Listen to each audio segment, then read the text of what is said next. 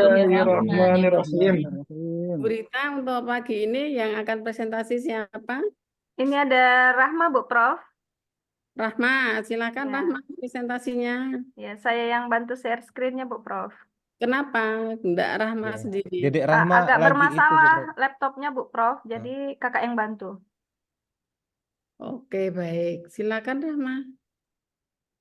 Ya, silakan, Terima kasih, Dek. Bu Prof. Izin Bu Prof dan teman-teman, saya melanjutkan pembahasan dengan tema yang sama dengan Kak Rita di pertemuan sebelumnya. Mohon maaf, di pertemuan sebelumnya saya tidak bisa mengikuti pertemuan karena memang terkendala sedang di perjalanan dan terkendala laptopnya. Baik, ya, di sebelumnya. Bismillahirrahmanirrahim. Assalamualaikum warahmatullahi wabarakatuh. Salam warahmatullahi wabarakatuh. Di sini saya akan mengulas sedikit terkait tentang implementasi dari pendidikan karakter berbasis budaya, juga bentuk dan pendekatan pendidikan karakter berbasis budaya, juga terkait bentuk dan program dari pendidikan karakter berbasis budaya. Yang pertama ada pendekatan pendidikan karakter berbasis budaya, di mana pendekatan pendidikan karakter berbasis budaya ini adalah suatu metode pendidikan yang menekankan pengembangan nilai-nilai karakter yang berakar pada budaya dan tradisi di suatu masyarakat tertentu. Selanjutnya ada beberapa analisis terhadap pendekatan yang mencakup pendekatan berbasis budaya ini. Ada beberapa aspek. Yang pertama, konteks budaya, di mana pendekatan ini mengakui pentingnya konteks budaya dalam pembentukan karakter individu. Nah, budaya ini kan memiliki peran yang signifikan dalam membentuk nilai-nilai, norma, kemudian perilaku yang dianggap baik dalam masyarakat tertentu. Jadi oleh karena itu pendekatan ini tentu menekankan pentingnya memahami dan menghargai budaya sebagai landasan utama dalam pembentukan karakter. Aspek yang kedua ada pengintegrasian nilai budaya, di mana pendidikan karakter berbasis budaya ini berupaya untuk mengintegrasikan nilai-nilai yang dianggap penting di dalam budaya ke dalam proses pembelajaran. Nah, hal ini juga bisa dilakukan melalui beberapa metode atau berbagai metode seperti menggunakan cerita tradisional, kemudian ada ritual atau simbol-simbol budaya yang memperkuat pemahaman dan penghayatan terhadap nilai-nilai budaya tersebut dalam pembelajaran. Selanjutnya ada aspek keterbukaan dan inklusi. Nah, meskipun berakar dari pada budaya tertentu, pendekatan ini juga harus mampu memberikan ruang bagi keterbukaan dan inklusi terhadap berbagai keberagaman budaya yang ada. Apalagi kan di Indonesia budayanya sangat beragam gitu ya. Hal ini penting untuk menghindari eksklusivitas dan memastikan bahwa semua individu tanpa melatar belakangi budaya mereka itu dapat mengakses dan merasakan manfaat dari pendidikan karakter berbasis budaya ini. Selanjutnya yang keempat adalah evaluasi dan keterpaduan dengan kurikulum, di mana hal ini dapat memastikan bahwa pembelajaran karakter tidak terpisah dari mata pelajaran lainnya, melainkan berintegrasi secara menyeluruh dalam proses pendidikannya. Selanjutnya ada evaluasi dan pemantauan, di mana pendekatan ini juga memerlukan sistem evaluasi dan pemantauan untuk mengukur efektivitas dalam membentuk karakter siswa tersebut. Nah, evaluasi ini dapat mencakup pengamatan langsung, ada penilaian kualitatif, kuantitatif, yang tentunya relevan dengan tujuan pendidikan karakter berbasis budaya tersebut. Selanjutnya ada aspek peran stakeholder, yang dimana keterlibatan dari berbagai pihak dalam dunia pendidikan seperti guru, kemudian orang tua, ada komunitas lokal, dan lembaga pendidikan yang sangat penting untuk mendukung mengimplementasikan pendekatan tersebut. Kolaborasi yang kuat antar semua pihak akan memperkuat efektivitas pendidikan karakter berbasis budaya. Yang aspek yang selanjutnya, next Karita, ada fleksibilitas dan adaptabilitas. Tentu setiap budaya ini memiliki karakter dan konteksnya masing-masing, konteksnya sendiri. Oleh karena itu, pendekatan itu harus sifatnya fleksibel dan dapat diadaptasikan sesuai dengan kebutuhan dan kondisi budaya yang ada di masing-masing lingkungan atau masing-masing daerah. Seperti itu. Nah, tadi dengan memperhatikan aspek-aspek tersebut, tentunya pendekatan pendidikan karakter berbasis budaya ini memiliki potensi ya untuk memberikan kontribusi yang signifikan dalam membentuk karakter dan moralitas generasi muda sesuai dengan nilai-nilai budaya yang dijunjung tinggi di setiap daerahnya masing-masing. Selanjutnya, bagaimana bentuk dan program pendidikan karakter berbasis budaya. Nah, di sini ada beberapa bentuk yang umum. Yang pertama ada integrasi nilai budaya dalam kurikulum. Salah satu pendekatan utama adalah dengan mengintegrasikan nilai-nilai budaya dalam kurikulum pendidikan formal. Yang Ini ini dapat PPT-nya dilakukan. kok masih sama, PPT-nya belum bergerak.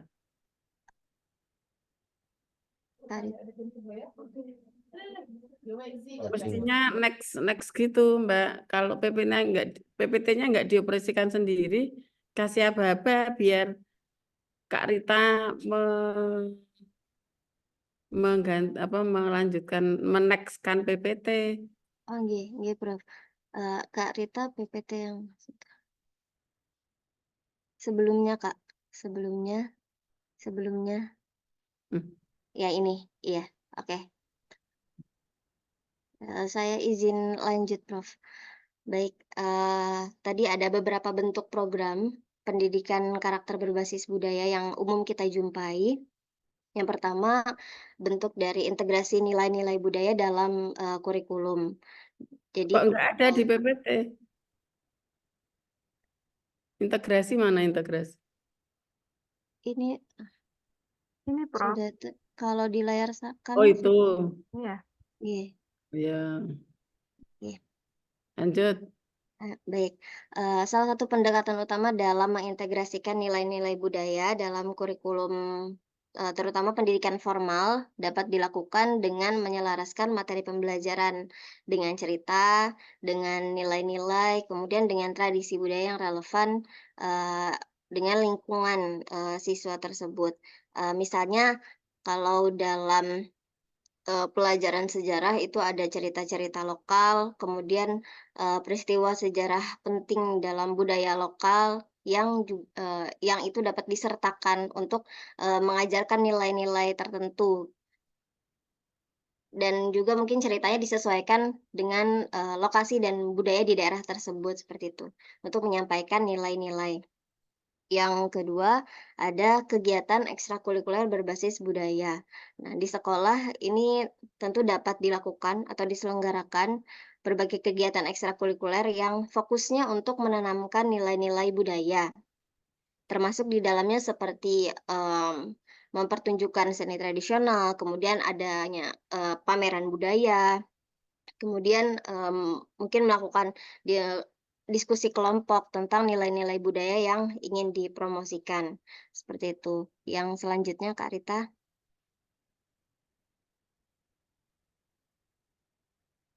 Nah, yang ketiga ada penggunaan literatur dan cerita-cerita tradisional. Sama seperti yang tadi, jadi penggunaan literatur dan cerita-cerita tradisional dari budaya-budaya lokal yang merupakan termasuk cara yang efektif untuk menyampaikan nilai-nilai budaya kepada siswa gitu. Tadi seperti adanya cerita, kemudian dongeng, mitologi juga dapat digunakan sebagai alat untuk memperkenalkan nilai-nilai seperti kejujuran, kerja keras, atau persaudaraan. Mungkin kita juga sering mendengar cerita-cerita dan mitos-mitos dongeng yang ada di Indonesia begitu ya.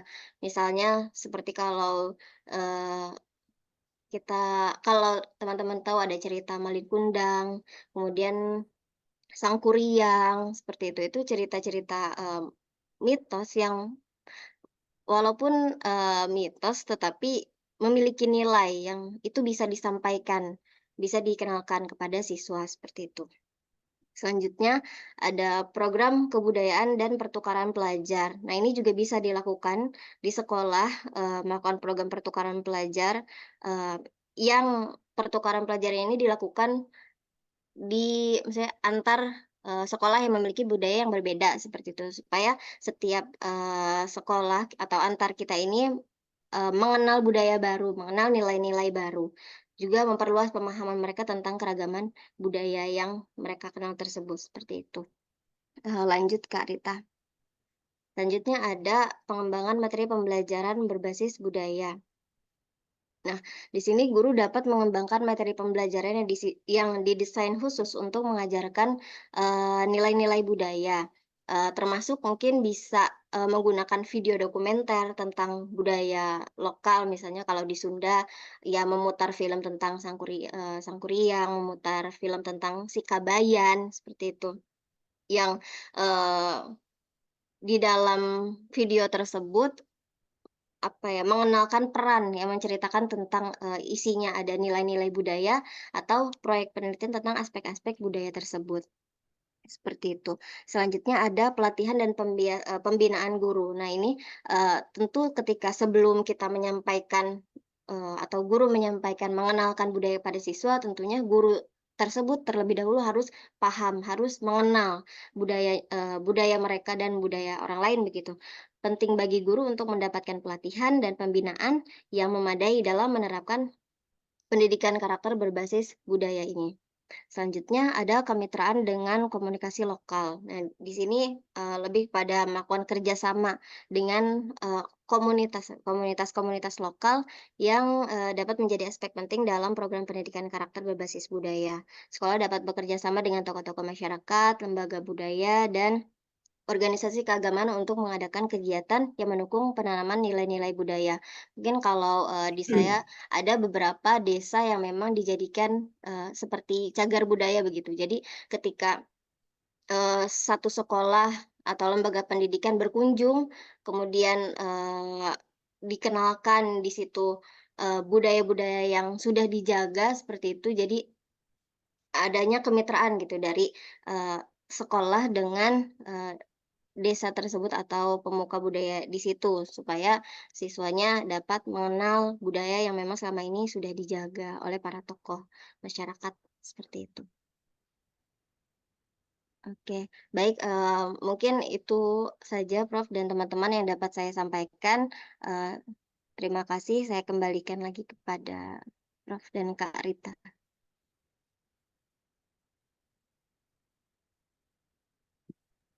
Baik, Prof, mungkin demikian presentasi dari Rahma. Mohon masukannya dan respon dari kawan-kawan juga, terutama dari Bu Prof. Mungkin pertama kepada Bu Prof dulu lah. Presentasinya kok hanya singkat ya, hanya bentuk-bentuk apa tadi, implementasi pendidikan apa budaya ke dalam pendidikan ya, apa tadi bentuk di sorot Iya. lagi. Ada 7 atau berapa tadi ya?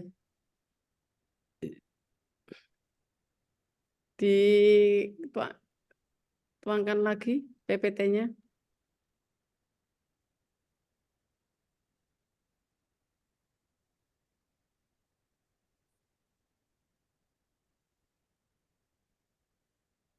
Teorinya apa ya kalau kita tarik ke atas? Bentuk dan program pendidikan karakter berbasis budaya. Ada berapa itu tadi? 9, 7 atau 9 itu ya. Ada integrasi ke dalam materi, ada pernah baca bukunya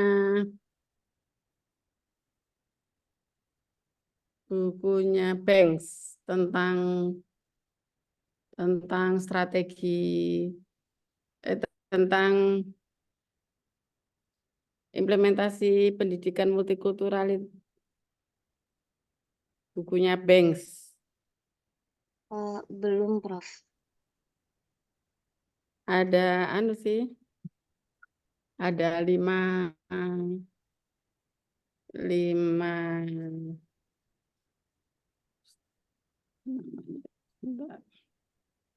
saya ada bukunya, nanti saya kirim di grup. Buku anu dalam bahasa Inggris ya.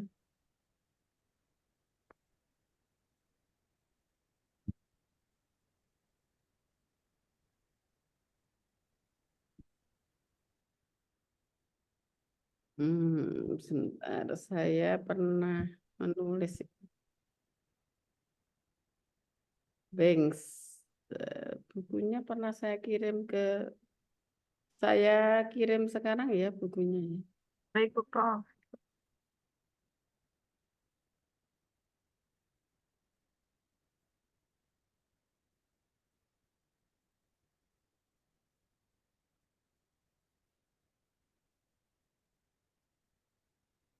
Jadi pendidikan karakter berbasis budaya sebenarnya juga bisa ditautkan dengan pendidikan multikultural ya.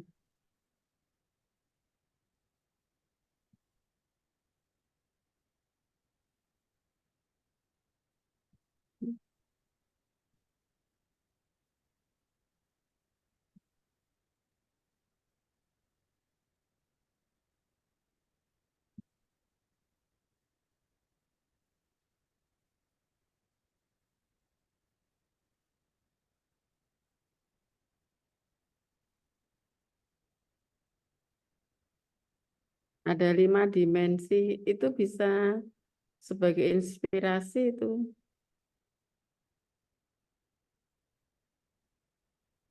Kalau ini tadi ada berapa ini tadi? Coba turun lagi. 4. Ini analisis. Tadi 4 itu, Bu Prof ya. Mm-mm. Ini analisisnya ada 1, 2, 3. Itu, Bu Prof. Analisis, ya kan ini cuma ini kan tadi. Integrasi nilai. Ini agak lebih nih, Bu Prof. Lebih dari 5, 1, 2, Ya, integrasi 3, nilai. 4, 5, 6, 7. Mm-mm. Ada 7, Bu Terus Prof. yang atas tadi apa isinya yang atas tadi?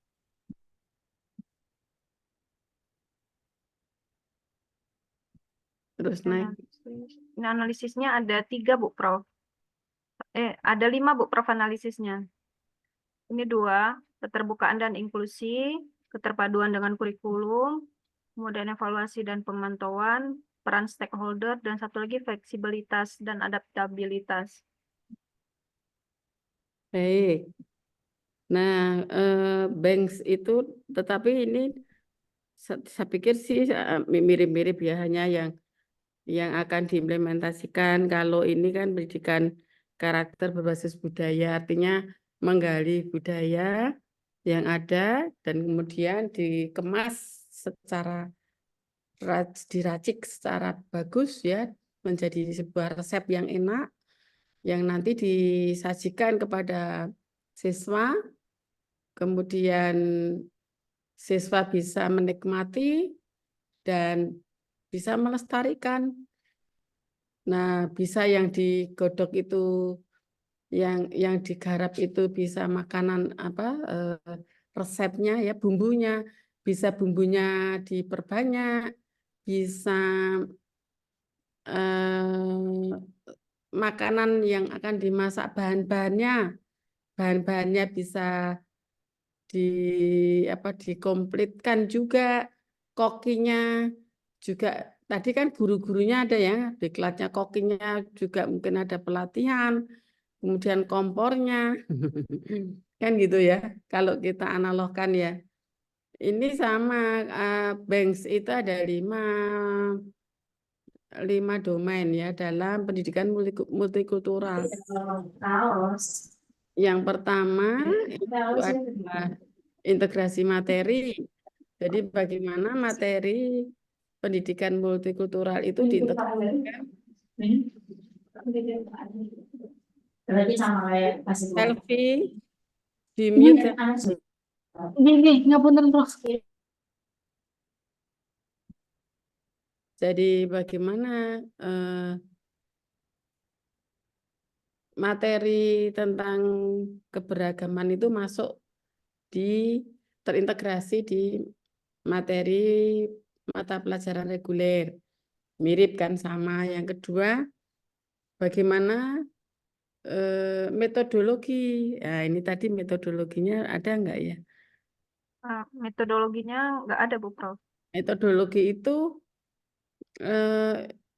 berbasis benar-benar berbasis pada keadilan ya, tidak membeda-bedakan metodologinya gitu ya. Jadi guru itu harus memandang sama ke semua siswa, laki perempuan, kaya miskin, terhormat, terpandang, tidak terpandang gitu ya. Betul-betul harus diperlakukan secara adil. Pedagogik. Jadi kalau yang pertama itu content integration, ya, content integration, integrasi materi. Yang kedua adalah Pendidik multikultural. ya, coba dicari Banks. Yang Ya, kedua adalah pedagogik yang berkeadilan. Yang ketiga adalah pendekatan pembelajaran, kemudian ada konteks sosial sekolah dan komunitas, pengembangan identitas, Bu Prof. bukan itu. Bukan. Dan terus yang ketiga adalah bagaimana kita mereduksi mereduksi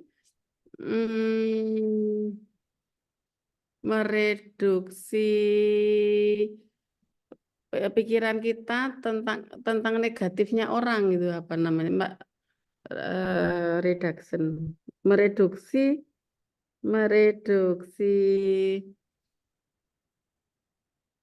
eh, pemikiran, mereduksi perasaan kita terhadap negatifnya orang. Jadi istilahnya jangan suudon itu.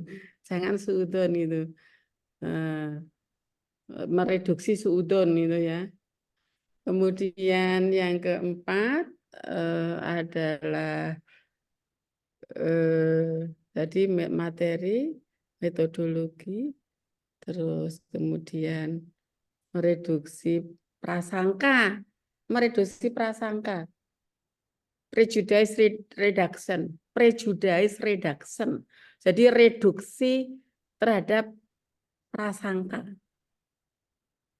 Yang keempat adalah, yang kelima pemberdayaan sekolah atau madrasah. Yang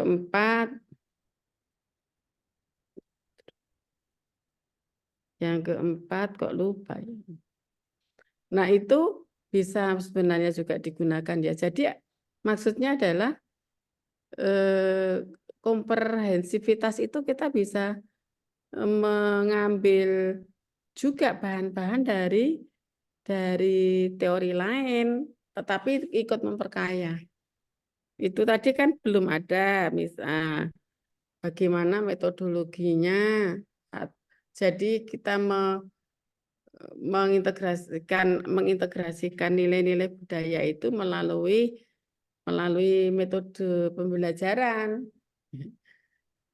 Ya, misalnya storytelling. Tadi storytelling cerita udah masuk ya. Kemudian apalagi Sudah tadi Bu Prof.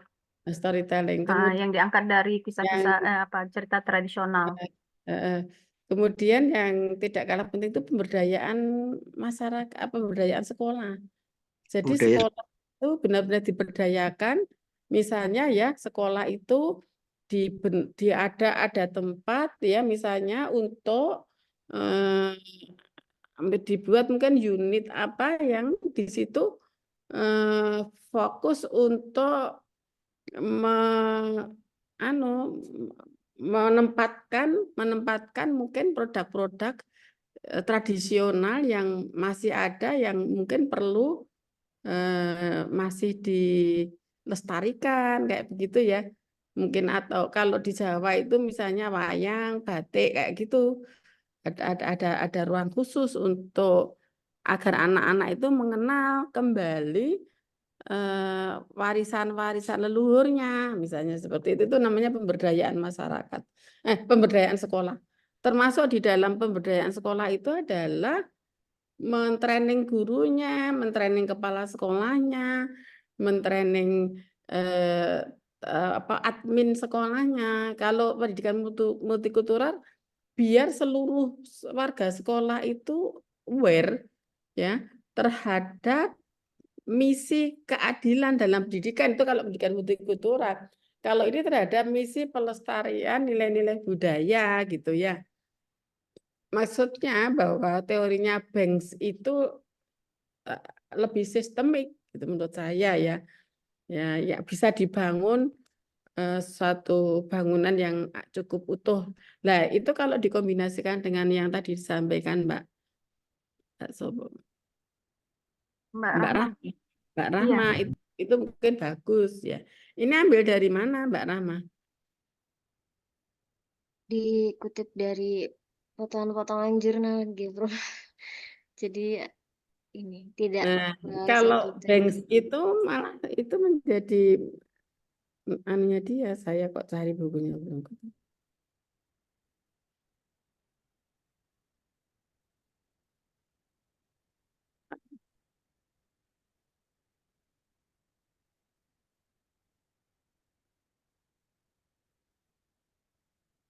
Mungkin ada yang tertarik disertasi tentang multikultural ya, pendidikan multikultural.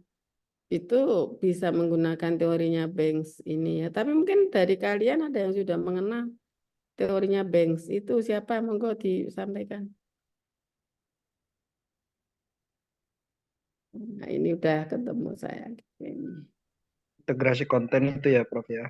Ya, Terus integrasi.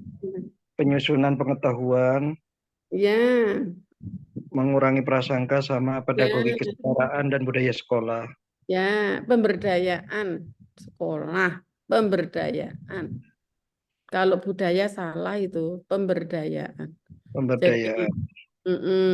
ada 5 itu cukup komprehensif untuk digunakan sebagai sebuah teori. Tetapi Banks itu bukunya udah tak kirim ya. Banks memang fokus untuk pendidikan multikultural. Tapi kan mirip ya. Ini pendidikan, kalau Banks itu pendidikan multikultural, kalau ini kan Karakter. pendidikan karakter yang kita ingin terus menjaga, melestarikan nilai-nilai budaya itu ke dalam diri anak didik, menanamkan ke diri anak didik, peserta didik melalui pendidikan yang dijalankan. Itu. Nah, sepertinya pembahasan Mbak Rahma masih cukup umum. Mungkin bisa dikaitkan dengan budaya tertentu seperti Bu Rita ya, kemarin budaya Aceh ya, budaya Aceh yang hikayat apa kemarin. Chat Nah, Aceh, Bu Prof.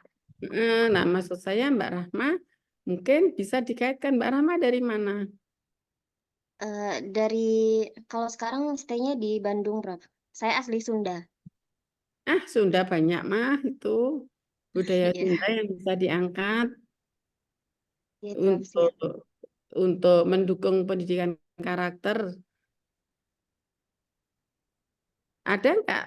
Tahu nggak pendidikan apa tradisi Sunda apa yang bisa diangkat kemudian dilestarikan kembali, dikenalkan kembali kepada anak-anak untuk dalam konteks untuk pendidikan karakter.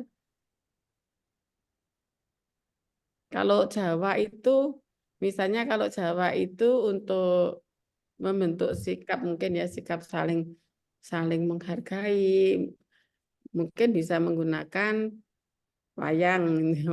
Wayang itu sebenarnya, tapi ada perangnya juga ya wayang ya. Apa wayang itu nilai-nilainya apa itu wayang kalau Jawa ini? Nilai kerukunan, membela yang Keteguhan. benar, membela yang benar gitu. Berani, Keteguhan. Prof. Ya, Berani. berani, asal benar, Nilai-nilai keteguhan. nilai keteguhan. Ya, Mbak Rahma, Tergantung cerita wayangnya, Prof. tergantung ceritanya ya. Iya, tergantung cerita. Ya, di UIN dulu ada wayang, kita mengundang Anom Suroto. Saya yang sowan ke Pak Anom Suroto karena rumah saya Klaten mendekati Solo. Dianggap oleh Pak Rektor itu bisa ngomong lah kalau dengan seorang dalang gitu ya. Akhirnya saya dimintai naskah. Kira-kira apa pesan-pesan yang nanti disampaikan gitu kan. Saya bikin naskah bahasa Jawa. Tapi sekarang agak lama nggak wayangan lagi. Waalaikumsalam. Nada ya? Masih ngajar? Aku ngajar juga. Online dulu, Ibu. Iya, ini S3. Kalau kemarin Bapak kan langsung cek TKSDC ya, Ibu. Nanti Santi biasanya. Santi ya. cuman gitu. Jadi gitu Rahma, kaitkan dengan salah satu tradisi ya yang bisa diangkat. Saya penelitian di MI, saya pernah cerita atau belum, saya lupa. Di MI Sendang Mulyo, itu di Gunung Kulon Progo. Di MI Sendang Mulyo, MI Muhammadiyah Sendang Mulyo. Nah, di situ masyarakatnya, kegotong royongan masyarakatnya masih sangat-sangat kental.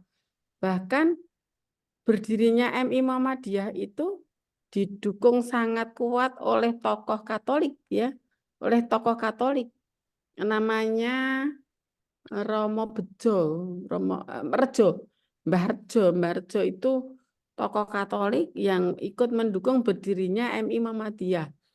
Kemudian ada tokoh-tokoh Katolik juga yang ikut membantu, bahkan menyumbangkan furniture untuk pertama kali MI Muhammadiyah itu digunakan. Nah, akhirnya beberapa siswa-siswi itu juga beragama Katolik karena keluarga-keluarga Katolik itu juga menyekolahkan ke MI Muhammadiyah, gitu loh, ke MI Muhammadiyah. Nah, ini sebenarnya adalah nilai kalau dipandang itu dikaitkan dengan budaya, nilai-nilai sejatinya ya, sejatinya nilai-nilai lokalitas itu sangat dasar sekali. Kegotong royongan, kemudian trust ya, trust itu percaya, ya, trust itu percaya. Kemudian persaudaraan, kalau di gunung itu, di desa itu jarak 5 kilo itu masih mengenal nama-namanya. Saking eratnya persaudaraan ya di wilayah pegunungan, perdesaan gitu ya.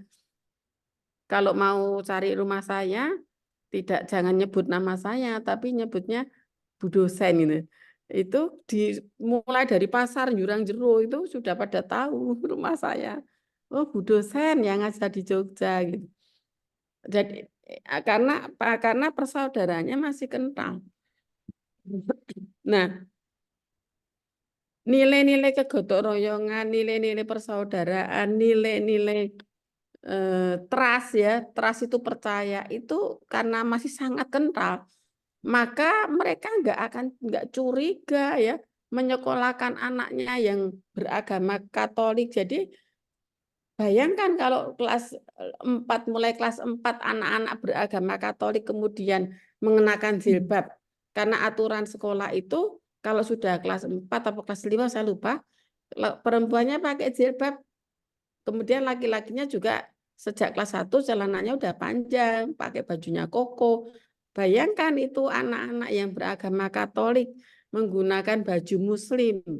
Dan dahsyatnya lagi, ketika ada cerdas cermat PAI, itu jubirnya anak Katolik dan menang di tingkat kabupaten.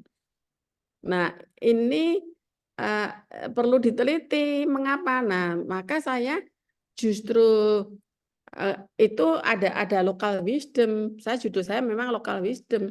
Masyarakat di sana yang kemudian menjadi medium bagi pendidikan multikultural di MI Muhammadiyah itu, sehingga kemudian anak yang beragama Katolik itu ada yang setiap hari diantar jemput oleh bu guru yang beragama Islam. Nah, jadi mereka ketika kita wawancara, mengapa demikian?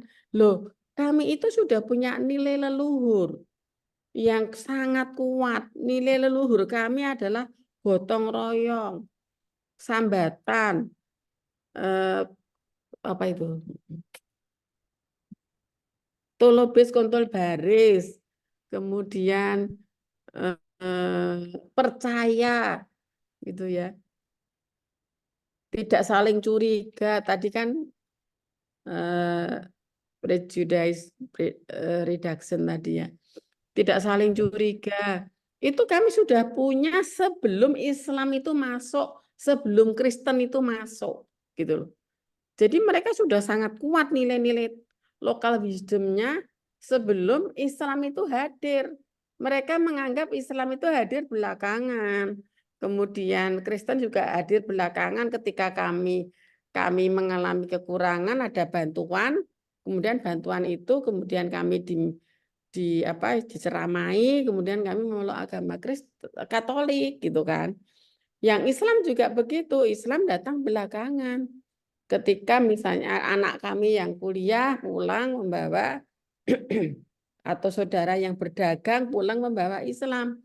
Sehingga sebelum agama itu hadir, kami sudah punya local wisdom, nilai-nilai tradisi lokal yang sudah sangat kuat, yang sudah menjadi bangunan bagi kami, ya, yang kokoh gitu ya. Ini kan dasar sekali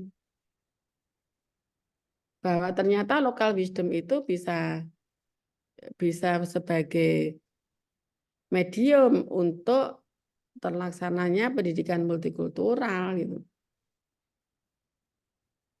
Dan orang tuanya enggak merasa anakku nanti akan dimurtadkan, enggak begitu yang Kristen Katolik itu. Ya biasa saja anaknya dengan memakaikan jilbab itu ya.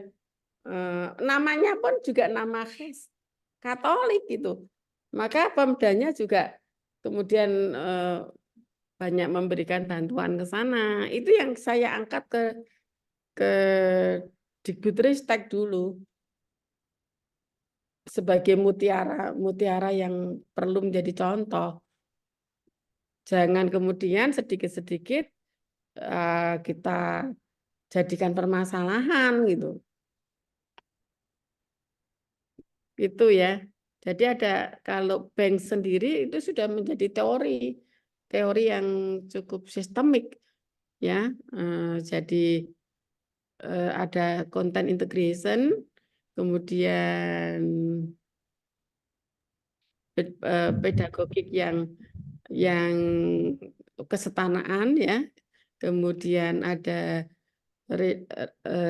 reduction prejudice reduction, mengecilkan prasangka, kemudian ada ini pengetahuan. Jadi kadang-kadang kita itu dikacaukan oleh pengetahuan yang datang, tetapi pengetahuan itu tidak benar gitu ya tentang budaya orang. Jadi namanya apa itu pengetahuan di situ ya, saya agak lupa. Kemudian yang terakhir adalah pemberdayaan sekolah.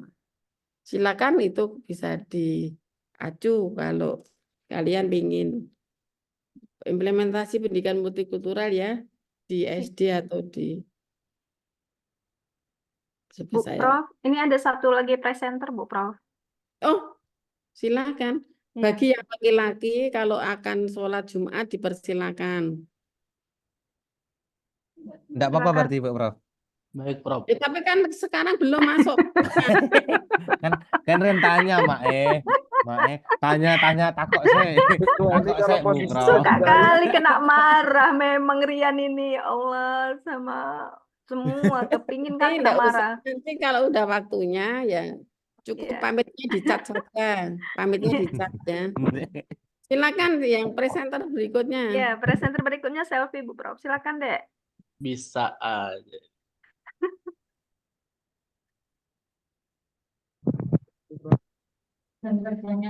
Ya, terima kasih Bu Prof dan kakak yang sudah mempersilahkan waktunya.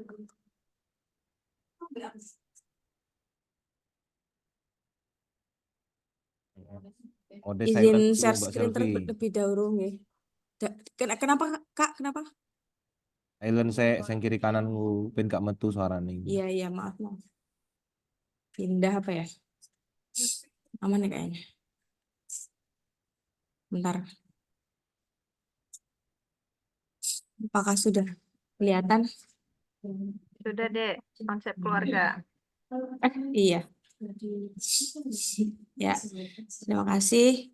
Jadi untuk kesempatan kali ini, untuk pendidikan karakter ini, Selvi kebagian yang pendidikan karakter pada lingkungan pendidikan keluarga. Seperti itu ya. Meskipun Selvi belum berkeluarga, sekedar mau izin keluar dulu.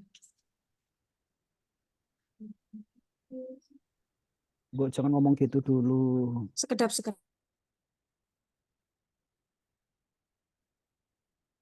Katanya bulan depan berkeluarga. Hmm. Nanti banyak salahnya loh.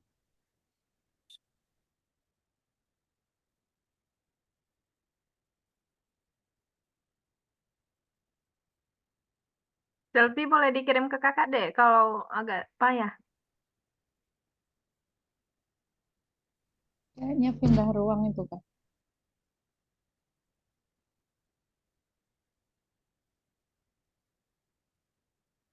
Lagi marahin kawan-kawannya Ya. kali suruh diam. Nggak pindah-pindah tempat dulu. Maaf.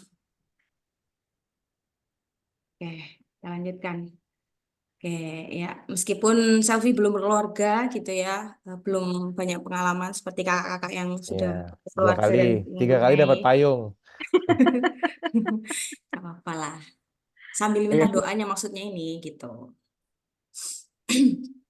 Jadi langsung aja untuk pembahasannya. Yang pertama, ada pendidikan keluarga dan lingkungan pendidikan keluarga, pendekatan pendidikan karakter pada lingkungan keluarga, kontribusi lingkungan pendidikan keluarga pada pendidikan karakter, seperti itu. Nah, konsep keluarga sendiri yang Selvi ketahui gitu ya. Jadi keluarga ini adalah unit terkecil dalam masyarakat yang terdiri dari suami istri atau suami istri dan anak, atau secara sosial keluarga dipersatukan oleh pertalian kekeluargaan, perkawinan atau adopsi mungkin ya yang eh, apa namanya belum berkesempatan gitu ya dikasih momongan yang disetujui secara sosial yang menempati satu tempat tinggal dan berinteraksi sesuai dengan peranan masing-masing. Keluarga adalah lingkungan pertama di mana manusia melakukan komunikasi dan sosialisasi diri dengan manusia lain selain dirinya sendiri. Nah, kedudukan pendidikan keluarga menurut Ki Hajar Dewantara membagi lembaga pendidikan menjadi 3 yang disebut tri pusat pendidikan, yaitu keluarga, sekolah, dan masyarakat. Dan ketiganya ini memiliki tanggung jawab masing-masing, seperti itu. Lalu dijelaskan juga dalam UU nomor 20 tahun 2003 bahwasannya pendidikan itu ada 3, formal, informal, dan non formal. Untuk pendidikan keluarga sendiri termasuk dalam pendidikan informal.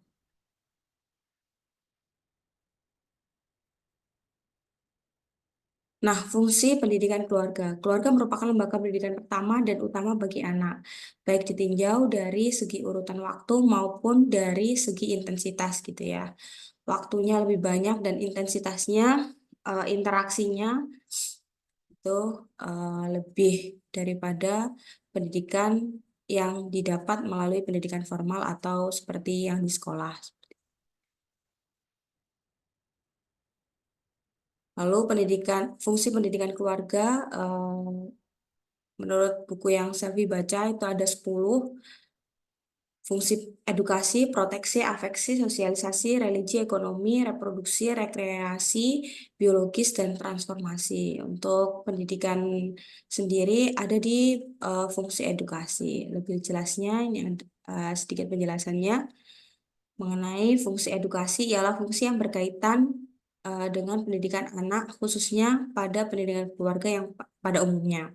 Pelaksanaan fungsi edukasi pada keluarga merupakan realisasi dari tanggung jawab yang dipikul oleh orang tua terhadap anaknya. Keluarga menjadi awal penanaman pengetahuan, sikap, dan keterampilan anak. Keluarga mempunyai peran penting terhadap perkembangan pengetahuan ini. konsep pendidikan karakter pada keluarga. Nah, dalam buku yang Selvi baca itu ada Basic Teaching Model dari Robert Glaser. Itu ada 4 komponen dalam pendidikan karakter pada keluarga. Itu yang pertama tujuan, program, proses, serta evaluasi. Dan setiap komponennya dibagi menjadi subkomponen dan saling terkait yang bersifat sekuen. Selanjutnya, karena dia ada 4 ya, tujuan, program, proses, evaluasi. Untuk yang pertama, tujuan pendidikan karakter sendiri secara khusus membina dan mengarahkan anak-anak agar memiliki karakter yang baik atau akhlak yang terpuji. Kalau secara umumnya untuk menyiapkan anak agar dapat hidup optimal dan bermanfaat bagi dirinya, keluarga, masyarakat, agama, maupun bangsanya. Nah, untuk poin yang bab yang kedua adalah program pendidikan karakter pada keluarga. Ini ada 5. Yang pertama, jadi programnya usaha-usaha yang dilakukan orang tua untuk membentuk karakter anak itu yang pertama ada pengajaran. Nah, dalam pengajaran ini ada beberapa implikasi mengenai pengajaran. Di antaranya pertama, pengajaran itu melibatkan pendidik dan peserta didik. Dalam hal ini kalau keluarga berarti pendidiknya orang tua dan peserta didiknya adalah anak.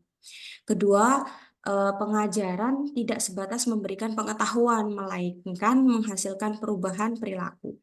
Dan yang ketiga, pengajaran adalah upaya membuat peserta didik dapat belajar, butuh belajar, mau belajar, terdorong belajar, dan terus-menerus tertarik untuk belajar. Adapun yang kedua ada pemotivasian. Nah, untuk di pemotivasian ini adalah proses mendorong dan menggerakkan seseorang, dalam hari ini anak, karena pendidikan karakter di keluarga, agar mau melakukan perbuatan-perbuatan tertentu sesuai dengan tujuan yang diharapkan. Dalam penerapan pendidikan karakter keluarga, orang tua dituntut untuk menjadi motivator bagi anaknya dan menjadi teladan dalam keluarganya. Jadi tidak hanya motivator, melainkan menjadi teladan juga.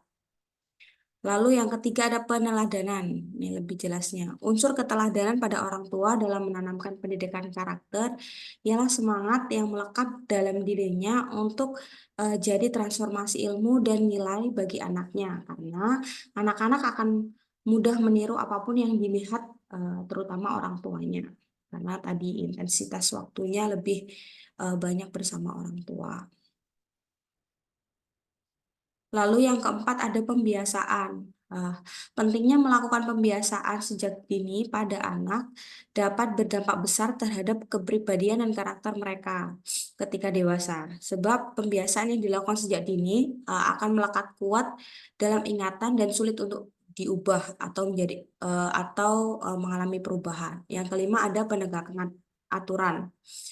Esensinya adalah memberikan batasan yang tegas dan jelas, bukan jelas ya, dan jelas mana yang harus dan tidak harus dilakukan, serta mana yang boleh dan tidak boleh dilakukan oleh anak. Karena dengan ketidaktegasan menegakkan aturan mengakibatkan banyaknya pelanggaran, kesepakatan, dan menciptakan ruang toleransi yang berlebihan. Maaf, banyak sekali tipenya. Lalu tadi kan ada 4 ya. Yang ketiga ada proses pendidikan karakternya. Nah, proses dalam pendidikan merupakan seperangkat aktivitas atau tahapan kegiatan yang sengaja diciptakan dalam rangka mencapai tujuan pendidikan yang direncanakan. Dan proses pendidikan karakter dalam keluarga mengandung arti bahwa aktivitas atau kegiatan yang dilakukan oleh orang tua harus mengarah pada perubahan yang lebih baik dari sebelumnya. Untuk tahapannya sendiri ada 4. Yang pertama merumuskan tujuan yang hendak dicapai dalam keluarga tersebut. Anak ini mau karakternya seperti apa, seperti itu. Nomor 2, menentukan materi pendidikan yang sesuai dengan tujuan yang telah dibuat. Yang ketiga ada menentukan metode pendidikan. Yang keempat ada menentukan alat dan evaluasinya. Jadi tidak hanya menerapkan pendidikan karakternya aja tanpa adanya evaluasi, karena evaluasi itu sangat penting. Nah, ini yang evaluasi. Evaluasi adalah proses untuk menilai berdasarkan kriteria ukuran tertentu yang telah ditetapkan dalam proses belajar. Evaluasi pendidikan karakter adalah proses menentukan nilai baik secara kualitatif maupun kuantitatif berdasarkan pertimbangan tertentu berkaitan dengan kegiatan pendidikan karakter di keluarga. Nah, objek dari evaluasi pendidikan karakter dalam keluarga ditekankan pada perilaku berupa sikap, minat, perhatian, tingkah laku anak. Nah, sebab yang ketiga ada kontribusi pendidikan karakter dalam keluarga. Nah, pendidikan karakter dalam keluarga itu perlunya apa sih? Yang pertama, cara terbaik untuk menjamin bahwasanya anak-anak memiliki kepribadian yang baik dalam kehidupannya. Dua, cara untuk meningkatkan prestasi akademik. Tiga, sebagian siswa atau anak tidak dapat membentuk karakter yang kuat bagi dirinya di tempat lain, melainkan dari keluarga. 4. Persiapan siswa untuk menghormati pihak atau orang lain dan dapat hidup dalam masyarakat yang beragam. Yang kelima, berangkat dari akar masalah yang berkaitan dengan program moral sosial seperti ketidaksopanan, ketidakjujuran, kekerasan, pelanggaran, kegiatan seksual, dan etos belajar yang rendah. Keenam, persiapan terbaik untuk menyongsong perilaku di tempat kerja. Dan yang ketujuh, pembelajaran nilai-nilai budaya yang merupakan bagian dari kerja peradaban. Sekian, terima kasih. Itu PPT yang sudah saya susun. Mohon maaf, masih banyak typo. Tuh, dikembalikan ke siapa ini? Ke Prof. Ngapunten, Prof. Ya. Pernah baca buku pendekatan pendidikan karakter komprehensif karyanya Darmiati Yuhdi, Mbak? Selfie kemarin bacanya karya siapa ya, Prof? Lupa. Saya Ini bawa pakai bukunya apa? Entah itu sekedap, Prof. nek ngomongin rujukannya kudu jelas. Dari tadi Rahma ra jelas rujukannya gue comot-comot kono kene. Rita, harus Saya Bu Prof. dibangun sebuah tradisi ya. Ketika menyampaikan sebuah konsep itu ada rujukan Ya, teori. Prof, ngapunten. Dari pendidikan karakter berbasis keluarga dari Dr. Amirullah Syarbini. Apakah hanya Amirullah Sarbini itu apa orang ngutip kono kene Yohan? Iya, Apa dari dia? dari beberapa jurnal juga, Prof. Nah kan? Iya. Padahal kan dari atas tadi enggak. Maksudnya adalah kalau memang dari Sarbini semua ya Sarbini semua gitu. Memang buku. Nah ini ada Darmiati Yudi itu memang beliau melahirkan pendidikan pendekatan komprehensif dalam pendidikan karakter. Ada 4 pendekatan.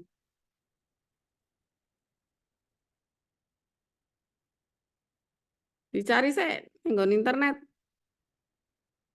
Salah satunya adalah inkulkasi nilai. Inkulkasi nilai itu tahu kulkas toh. Nah, inkulkasi itu seolah-olah anak lebok kulkas. Maksudnya apa? Seluruh komponen itu mendukung terhadap pendidikan karakter. Inkulkasi nilai. Ada juga fasilitasi nilai. Ada juga simulasi nilai. Ada juga klarifikasi nilai.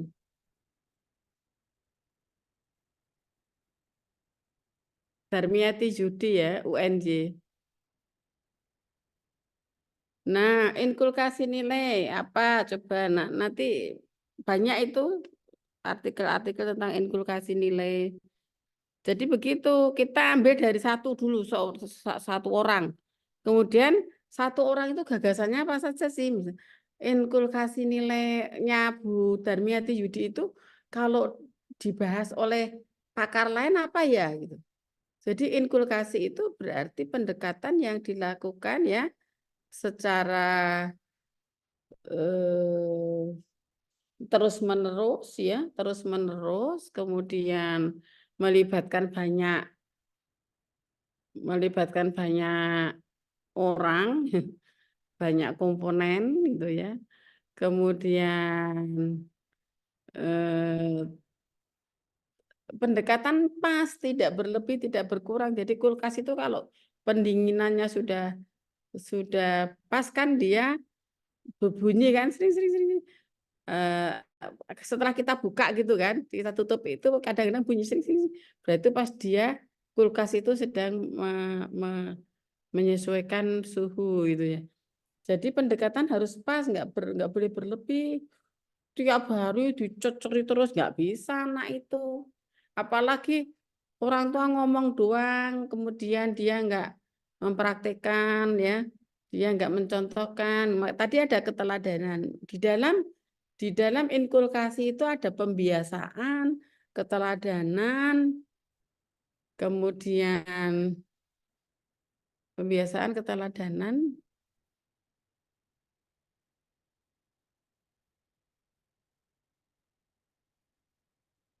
nasihat. Karena pembiasaan itu belum tentu ada nasihatnya. Kadang-kadang hanya anak diminta melakukan aktivitas saja tiap hari gitu ya. Kadang-kadang anak nggak tahu artinya apa gitu ya. Nah itu, jadi tolong acuan itu harus jelas, acuan kepakaran. Referensinya itu harus memang betul-betul jelas ya rujukannya gitu. Maka tadi yang Rahma tadi, kalau yang Rahma itu bisa dikaitkan dengan Banks. Kalau ini si Selfie ini bisa dikaitkan dengan bukunya Bu Darmiati Yudi itu pendekatan komprehensif. Salah satunya inkulkasi nilai. Ada juga fasilitasi nilai ya. Fasilitasi nilai itu anak misalnya diajak ke panti asuhan ya. Jadi apa yang tidak ada di rumah untuk menumbuhkan rasa empati ya. Untuk menumbuhkan rasa empati itu kadang-kadang tidak cukup dilakukan di rumah saja. Anak diajak ke panti asuhan, itu fasilitasi nilai. Gitu ya. Bu Rita ya, pernah membaca itu belum Bu Rita? Kak Rita, Ya Bu Prof. pernah baca Ada itu? yang inkulkasi nilai tadi ya Bu Prof. Tapi yang saya baca itu punya Yudi Latif gitu Bu Prof, ada artikelnya. Ada beberapa artikelnya. Apa? Yang Darmiati itu saya belum baca Bu Prof. Tulis saja Darmiati Yudi di Google. Yudi atau Juhdi Bu Prof? ZUHDI. Oh, Zuhdi. Ya. Kalau yang Yudi Latif ini kan Bu Prof, yang saya baca itu bahwa Yudi Latif dia backgroundnya itu bukan pendidikan karakter. Oh gitu. Pancasila ya, Prof. Pancasila. Oh gitu. Jadi yang dia cerita Yang itu tentang Darmiati aja ketik Darmiati. Zuhdi. Zuhdi itu ZUCHDI ya. Coba. Nah, kenalnya saja setelah saya minta nyari. Yudi itu ZUCHDI.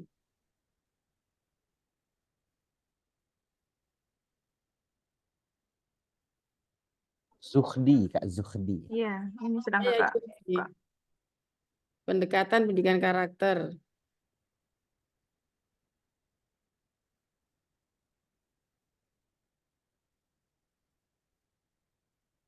Enggak terbuka ini, belum terbuka ini ya. Yang terakhir itu Darmiati Yudi menyampaikan juga, jadi tadi fasilitasi nilai anak kan untuk menumbuhkan rasa empati. Kalau di rumah saja nggak cukup, anak diajak ke panti asuhan. Ini anak-anak yang tidak punya orang tua, mereka nggak punya ayah ibu. Nah seperti itu sehingga anak tumbuh rasa empati. Kadang malah diajak ke rumah sakit anak misalnya ya, Sehingga anak ada rasa bersyukurnya, ada rasa empatinya gitu. Itu fasilitasi nilai. Kemudian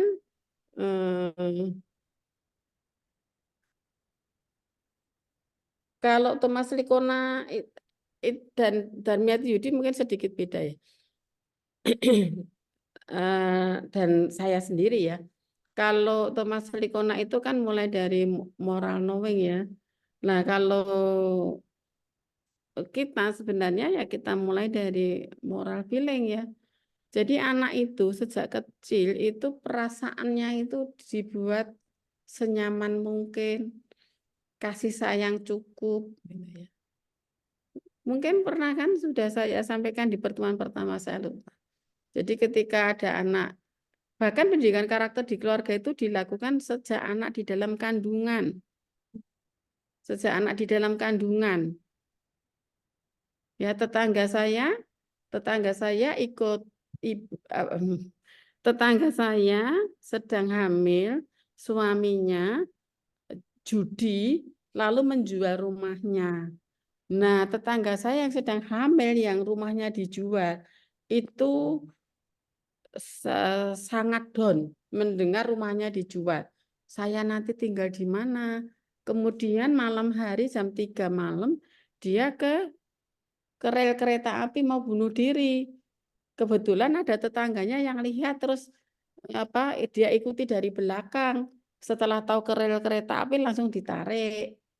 Nah, ternyata ketika melahirkan bayi yang dilahirkan itu berkebutuhan khusus. Jadi bayi itu lahir seperti bayi yang linglung. Ya. Yang pandangannya enggak jelas. Seperti itu. Itu bukti konkret bahwa anak di dalam kandungan itu memang betul-betul ibunya harus happy, penuh bersyukur, kemudian diperdengarkan suara bacaan Al-Quran ya, apa namanya itu, kemudian atau musik-musik yang lembut ya, kalau capek membaca Al-Quran ya musik-musik yang lembut gitu ya. Kemudian orang tua tidak berantem, tidak tegang. Nutrisinya juga harus cukup untuk bekal membuat sel-sel kecerdasan gitu ya. Nah, itu pendidikan dalam keluarga iki wis kabeh harta WA sampean. Iki wis kabeh.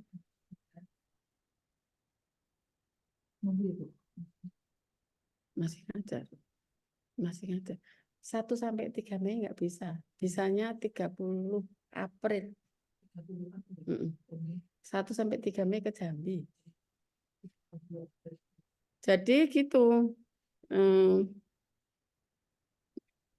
Sejak dalam kandungan, anak harus penuh kasih sayang. Entah anak itu diharapkan atau tidak, kelahirannya itu tetap harus mendapatkan kasih sayang. Ada kan yang anak kesundulan atau anak itu tetap harus memperoleh kasih sayang penuh gitu ya. Sehingga anak itu memang betul-betul nyaman di dalam di kandungan ibunya gitu ya. Kemudian sejak lahir sudah ada inisiasi menyusui dini ya. Itu anak itu sambil tidak memakai baju kan ditengkurapkan ke dadanya ibu. Itu bukan semata-mata inisiasi menyusui dini, tetapi sebenarnya yang jauh lebih penting adalah menumbuhkan rasa kehangatan, kebahagiaan, kenyamanan. Itu yang pertama dibutuhkan anak. Maka tidak bisa dimulai dari moral knowing, ya, tetapi dimulai dari moral feeling, ya, perasaan moral, bukan pengetahuan moral. Anak belum tahu baik dan buruk, tapi dia bisa merasakan kedamaian, merasakan kasih sayang, kehangatan. Kemudian ketika masih kecil ya tentu sering mendapatkan dekapan dari ibunya penuh kasih sayang. Ya, kemudian diusap-usap dahinya dengan penuh kasih sayang. Itu adalah pendidikan karakter yang sangat dahsyat. Sebab apa? Bila anak kekurangan kasih sayang, itu anak akan memiliki kedangkalan rasa empati. Sehingga anak akan mudah terjerumus kepada hal yang tidak baik, seperti kelitih ya, kalau di Jogja kelitih. Nah, nanti adalah mungkin kalau ada yang tertarik penelitian tentang kelitih itu pasti nanti jadi U1-nya cepat itu. Kelitih itu adalah anak-anak yang tega melukai temannya tanpa alasan yang jelas. Ya, jadi nanti dia bawa silet itu ya, silet itu apa? Kemudian ada anak pulang sekolah pakai seragam itu, naik sepeda, disilatlah lengannya sampai sobek 10 cm gitu. Itu tanpa alasan yang jelas. Lah, mengapa anak-anak bisa setega itu? Karena rasa empatinya dangkal. Mengapa rasa empatinya dangkal? Karena dia tidak pernah mendapatkan kasih sayang yang tulus. Anak-anak yang kenyang akan kasih sayang, itu dia akan mudah diatur. Sebaliknya, anak-anak yang kurang kasih sayang, sering dibentak, itu dia akan susah untuk diatur. Apalagi kalau anak baru lahir dititipkan neneknya. Ibunya kerja di Jakarta, ibunya kerja di luar negeri sebagai TKW. Anaknya dititipkan neneknya, pada neneknya udah renta. Neneknya mau mandi sendiri aja susah, disuruh mandikan cucunya. Kemudian saya pernah sebagai pembimbing PPL ya di salah satu MI. Muridnya cuma 13, tapi murid yang 13 itu membuat gurunya stroke. Benar-benar membuat gurunya darah tinggi dan sakit stroke. Hanya 13 muridnya. Ternyata saya masuk kelas memang luar biasa. Anak-anak itu lari di atas meja. Bajunya ada beberapa yang tidak dikancingkan. Lalu dihandle-lah kelas itu oleh guru yang lain karena gurunya yang ngajar di situ stroke. Saya bilang ke guru yang akan masuk kelas, Ibu, besok kalau masuk kelas bawa kancing baju, benang ya, benang, kancing baju dan jarum.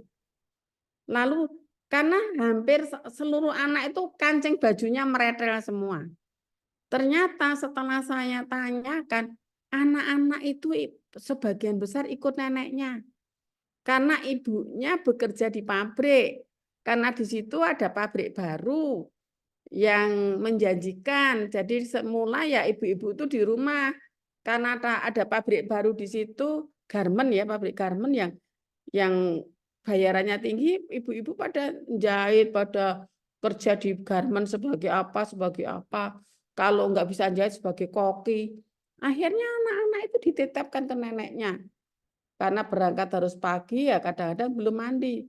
Akhirnya anaknya bilang, Nek, aku nggak usah mandi ya, Nek, dingin. Ya. Nek, bajuku nggak usah setrika. Ya. Ibunya udah nggak mau tahu dengan anaknya yang bajunya kancingnya nggak. Akhirnya apa? Bu guru itu saya minta bawa itu.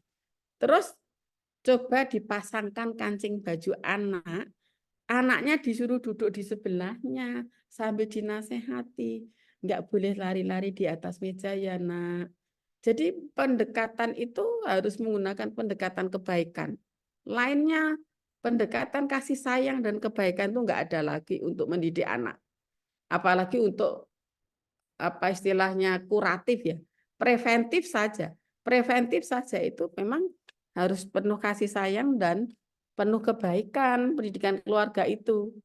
Itulah yang disebut inkulkasi. Jadi seluruh inkulkasi itu mulai dari dalam kandungan sampai dewasa, melibatkan banyak komponen, dilaksanakan secara terus-menerus.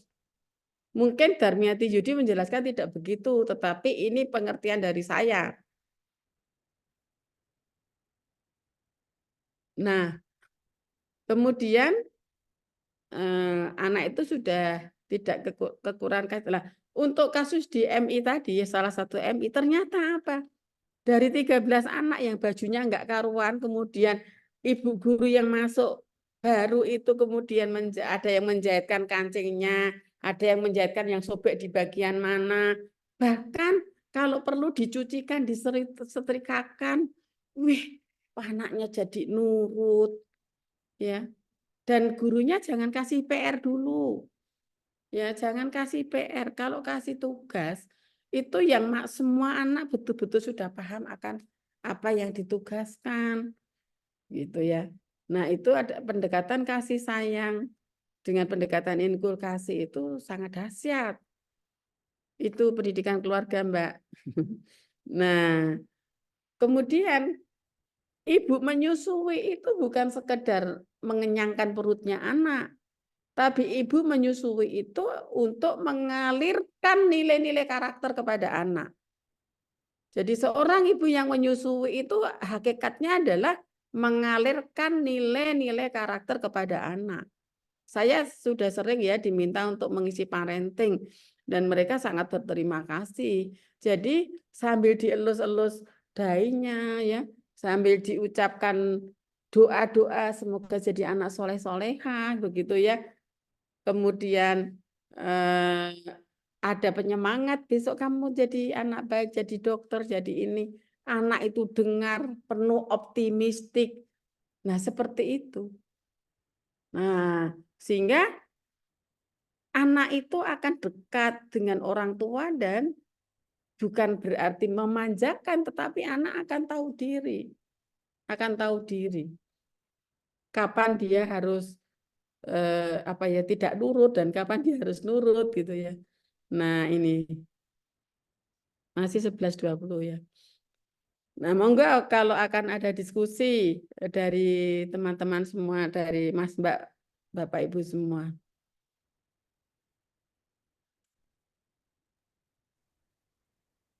Baik, ini kali ini kita buka sesi diskusi. Dipersilakan kepada teman-teman semua yang mau memberikan respon atau tanggapan terhadap dua presenter. Yang pertama tentang implementasi pendidikan karakter, mungkin lebih tepatnya seperti itu ya di sekolah. Dan yang kedua adalah pendidikan di keluarga. Silahkan. Boleh. Boleh, silahkan. Iya, makasih Kak Rita dan makasih Prof atas waktunya begini. Ngapunten Prof, jenengan promotor saya jadi belum belum bisa menghubungi, insya Allah segera kita ketemu di UIN karena saya Jogja begitu di Banten. Nggih. Jadi begini, apa yang disampaikan dua promotor tadi setidaknya itu ada dua keganjalan saya pribadi itu terkait menguatnya identitas begitu ya, menguatnya identitas agama di ruang publik hari-hari ini begitu ya. Sejak 2010 sampai 2000 hari ini itu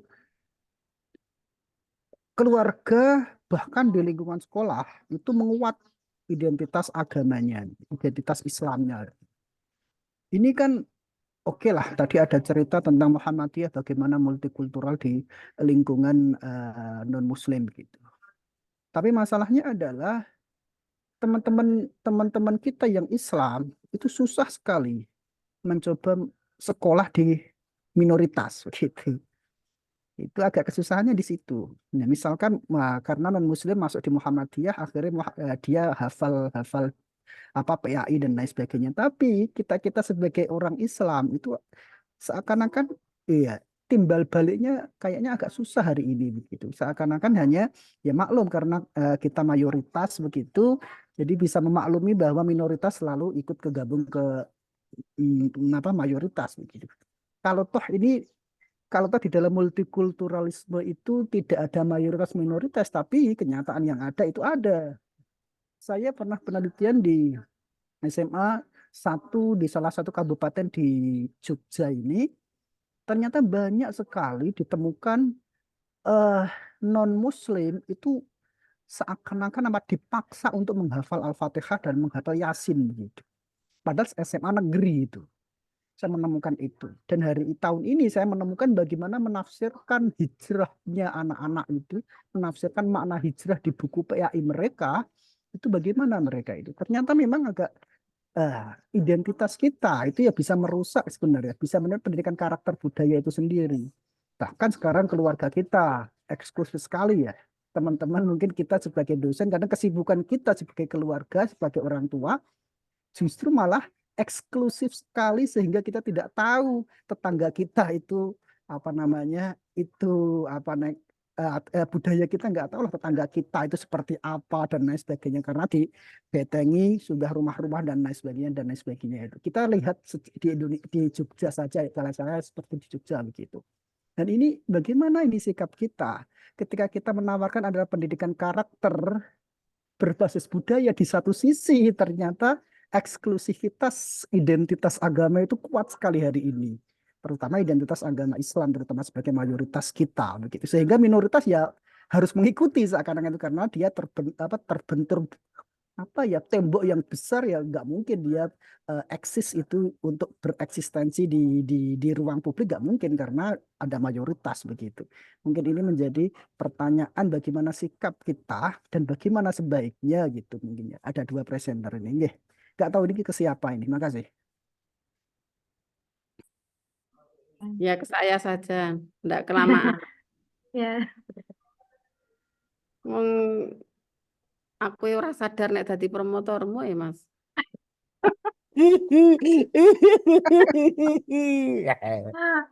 Prof. Sofi ini banyak neliti tentang anak, Bu Prof. Dalam seminggu ke depan nggak datang ke kampus ya nggak tahu nanti apa ganti apa. Ayo, Ampun, dicoret, insya Allah langsung ini, dicoret Bro. nanti Mas Langsung. Ini berarti Sofi. konsep maling kundang niku. Mai. Nanti tak kirim tak kirim artikelnya Pak Amin Abdullah ya. Pendidikan multikultural di masyarakat, pendidikan di masyarakat multikultural. Juga ada, saya punya kenalan namanya Bu Tabita Kartika Kristiani, beliau dosen di UKDW. Nah, kami memang sudah satu visi ya dengan Bu Tabita, dengan Pak Amin Abdullah juga. Nah, ada tiga, jadi kalau seperti ini maka jenis penelitiannya adalah penelitian fenomenologi ya.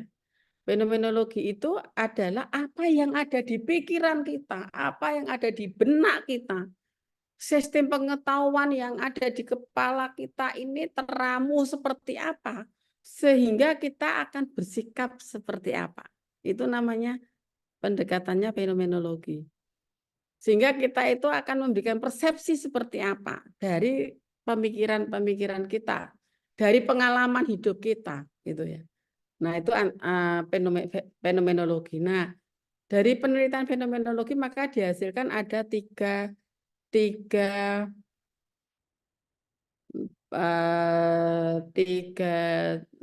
jenis keberagamaan dari masyarakat kita itu. Yang pertama adalah yang masuk pada in the world ya. In the world itu kalau Pak Amin menyebut sebagai subjektif. In the world. Jadi in the world itu adalah orang-orang yang masih di dalam tembok. Kalau Pak Amin menyebutkan itu masih sangat subjektif. Mereka sangat eksklusif. Rumahnya dimasukin orang dipel. Dia rumahnya selalu ditutup seperti hatinya yang ditutup, seperti pergaulannya yang tertutup. Kemudian dan orang ini tidak jauh dari sistem pengetahuan yang dimiliki, sistem pergaulan yang dimiliki, pengalaman yang dialami selama ini. Maka kalau tidak salah ada penelitian dari PPIM dan CISPOM. Udah pernah baca, Mas? Kayaknya dulu pernah, Prof. Iya. PPIM itu sekian guru masih terpapar radikalisme, sekian mahasiswa. CISPOM juga memperkuat itu. 2022 gitu ya kayaknya itu. Awal-awal. Tahunnya ya. Coba cek saja sekarang PPIM, radikalisme, hasil penelitian PPIM tentang radikalisme di dunia pendidikan gitu, langsung keluar semua. Nah, ini orang-orang seperti ini itu masih banyak, guru-guru PAI itu masih banyak yang masuk di kawasan in the world itu. Jadi in the world itu tidak lepas dari gurunya dia tempat mengaji, dari ilmu yang dia dapat, dari pergaulan dia, pengalaman dia, kemudian membentuk sistem pengetahuan dia yang sangat eksklusif. Itu adalah in the world. Maka orang yang berbeda itu harus dimusnahkan dari bumi ini. Gitu. Itu adalah in the world yang orang-orang masih di dalam tembok yang tertutup, yang dia sangat berbahaya karena in the world ini, orang-orang yang ada di dalam in the world ini berpotensi untuk bersikap radikal.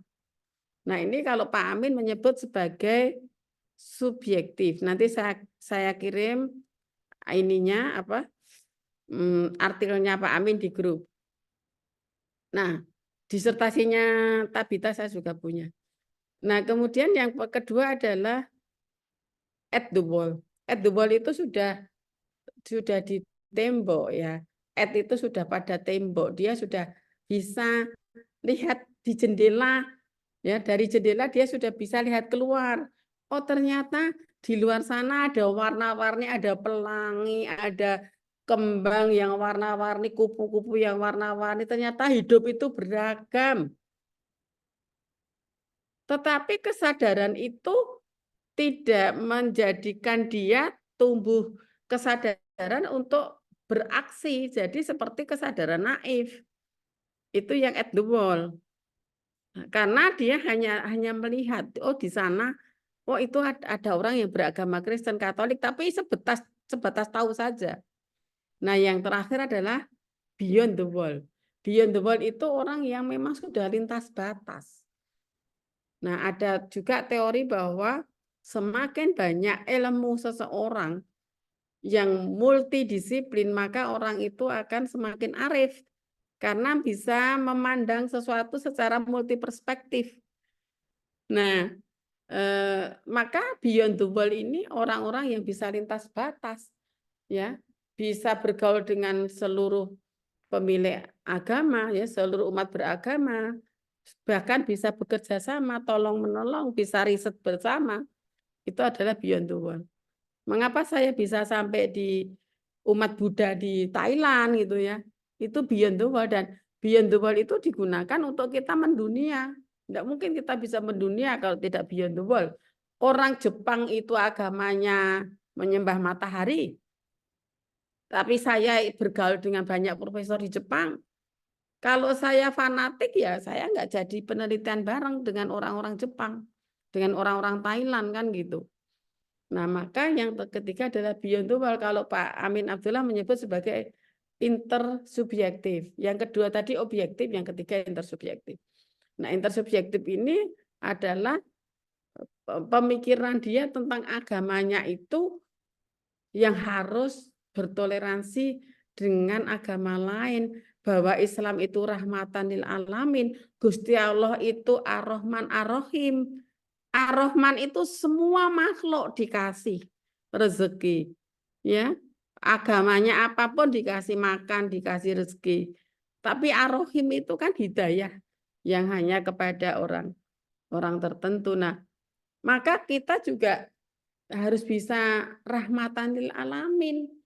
Siapa tahu justru karena kita bersikap rahmatan lil alamin, beyond the wall itu justru mereka banyak tertarik kepada kita, gitu ya. Nabi, ketika Nabi itu lewat di depannya rumah Yahudi dan lengannya diludahi, maka Nabi itu hanya mengusap ludah saja, nggak pernah marah, ya, nggak pernah marah. Kok saya diludahi? Memang saya itu orang paling hina? Nggak ada. Coba kalau kalian diludahi, oh udah naik almari, naik rumah, ingin marahnya gitu ya. Tak balas ya, Bro. Mendidih otaknya. Gitu. Tapi Nabi kan tidak begitu, dia usap saja. Bahkan ketika Yahudi yang meludahi itu sakit, Nabi itu masuk ke rumahnya dan mendoakan. Semoga Yahudi itu cepat sembuh. Dan akhirnya sembuh, bahkan kemudian Yahudi itu jadi mu'alaf.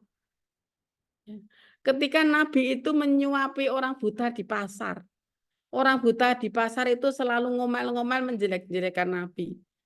Sekarang ada yang namanya Muhammad. Dia punya agama baru. Dia lupa dengan agamanya nenek moyang. Padahal yang nyuapi itu Nabi Muhammad. Tapi dia ngomel-ngomel menjelek-jelekan Nabi Muhammad. Setelah Nabi Muhammad wafat, kemudian digantikan oleh Abu Bakar yang menyuapi. Loh ini kok beda yang nyuapi dengan yang kemarin kok beda. Ini siapa? Yang kemarin siapa yang nyuapi saya? Kemudian Abu Bakar menjelaskan bahwa kemarin yang menyuapi kamu sudah meninggal, dia adalah Nabi Muhammad. Langsung dia menangis jadi-jadi. Jadi selama ini saya itu menghujat-hujat orang yang sudah menyuapi saya. Nah itu ini kita bukan nabi, kita bukan rasul, tapi kita kan ya mengapa kalau seperti Nelson Mandela ya. Nelson Mandela itu ketika dia itu menjadi rakyat biasa dan sempat dia menjadi pendemo, dia sempat dikencingi oleh polisi ya. Polisi di Afrika, di negaranya sana. Tetapi ketika setelah menjadi presiden, dia panggil polisi yang mengencingi itu dan dia ucapkan terima kasih, dia enggak kemudian membalas polisi itu diturunkan pangkatnya enggak gitu ya. Jadi maksudnya adalah mengapa kita tidak menyebar kebaikan? Semakin banyak kebaikan yang kita sebar, semakin banyak kita menerima kebaikan itu. Entah kebaikan itu berupa saja apa saja dan entah siapa yang menerima, bukan tentu kita saja, anak cucu kita, keluarga kita dan seterusnya. Tapi begitu kita berbuat kebaikan, nggak usah berharap bahwa kita akan segera dibalas kebaikan itu. Serahkan saja kepada yang kuasa. Pokoknya yang penting gawe apik, yang penting berbuat baik, memberi banyak kebaikan. Itu saja. Masalah kebaikan itu akan kembali apa tidak, serahkan saja pada yang kuasa. Kok tadi khotbah Jumat? Khotbah Belum, Bu Jumat. Prof. Belum. Orang aku tadi tuh ngomongnya seperti orang khotbah gitu loh. Iya, anggap aja iki khotbah 1, Bu Prof. Ngenteni khotbah 2 kan. Jadi mengapa Ahmad Safiuddin ya? Mengapa kita seperti itu? Karena masih banyak guru yang mengajarkan demikian. Masih banyak kiai guru yang mengajarkan inklusif. Yang inklusif itu sebenarnya ya jelas-jelas itu tidak sesuai dengan, karena apa? Indonesia itu ada, itu kita itu sudah seperti pelangi. Jadi Indonesia ini ditakdirkan sebagai negara pelangi.